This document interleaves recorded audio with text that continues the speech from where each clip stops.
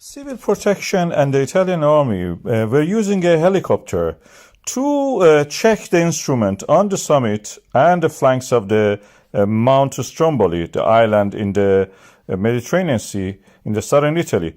And then they witnessed this event, explosion, a pyroclastic explosion, which created a flow, avalanche of the pyroclastic material. These are the hot, shattered rock pieces and ash which flow like an avalanche down the slope.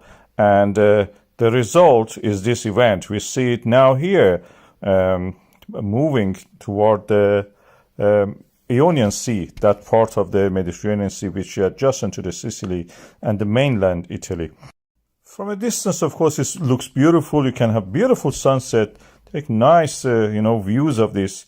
And you can see here, this is a first quarter moon and the hot pyroclastic flowing down. This is the map of it. This slope is unstable, so you don't see any grass on it.